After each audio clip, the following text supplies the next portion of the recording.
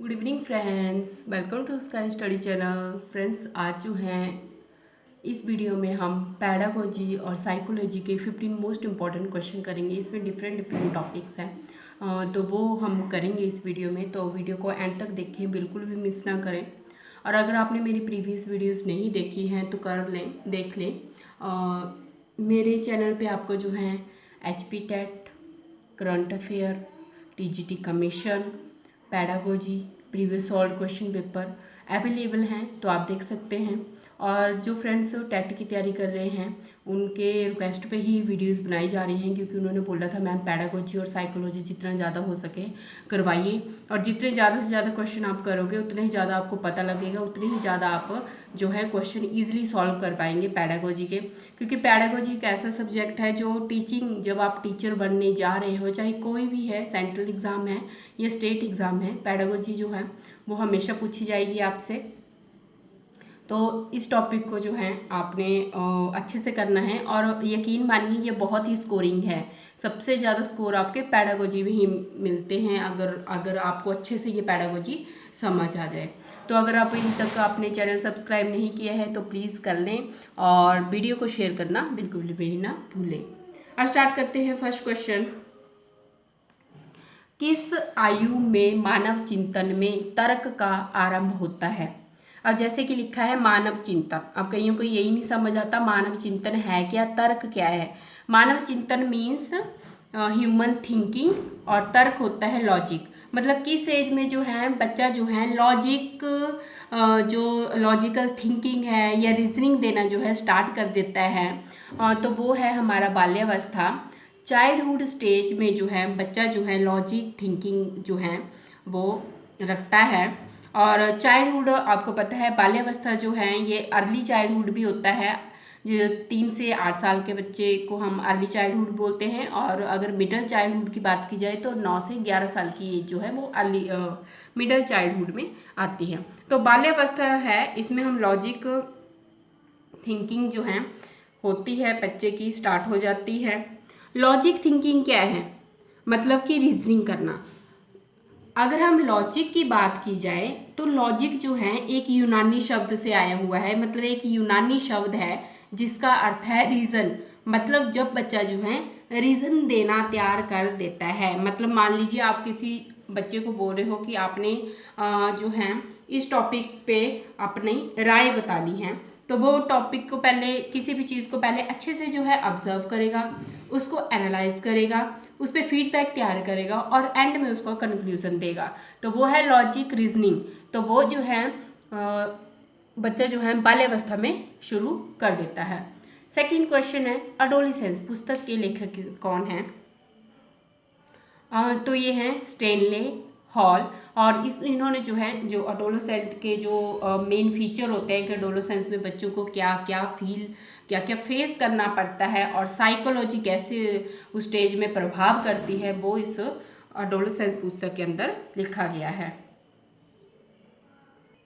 Third question है motivation and personality पुस्तक के लेखक कौन हैं? तो ये हैं मैस्लो।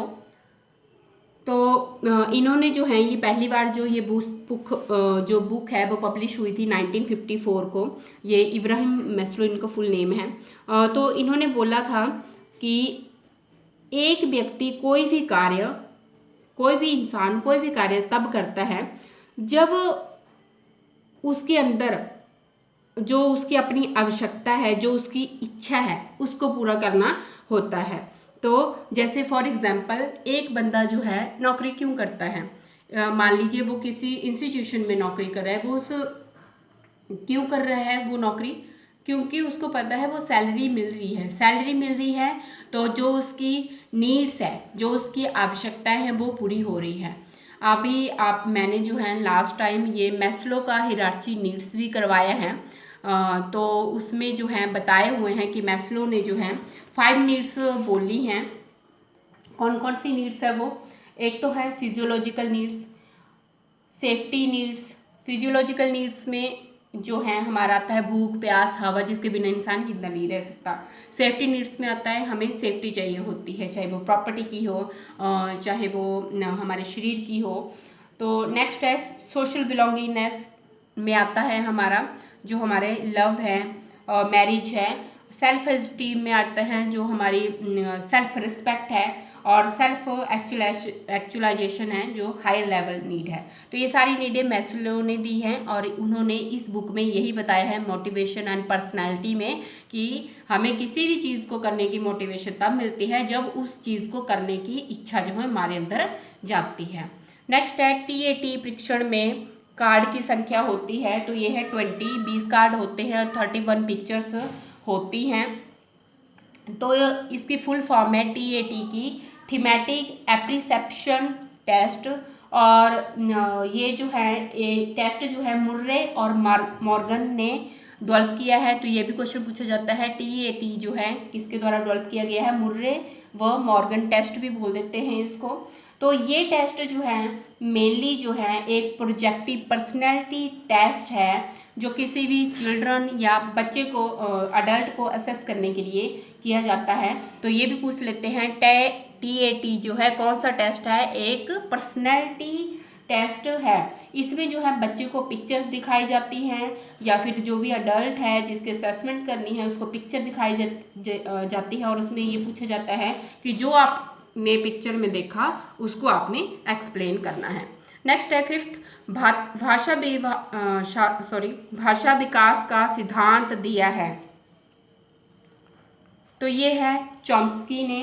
तो चॉम्स्की ने ये बोला था कि भाषा जो है हमें जन्मजात रूप में मिलती है, मतलब जन्मजात से ही भाषा हमारे अंदर होती है, और जो भी हम वाक्य पहचानते हैं सीखते हैं वो हमारी इसी विशेषता के कारण जो है हम इजीली जो है सीख पाते हैं। नेक्स्ट क्वेश्चन है किस चिंतक का मानना है कि बालक को प्रकृतिवाद के माध्यम से स्वयं ही सीखने का अवसर देना चाहिए, तो ये कहा था रूसो ने। नेक्स्ट क्वेश्चन है मनोसामाजिक विकास का सिद्धांत किसने दिया है, ये दिया है एरिक्सन ने।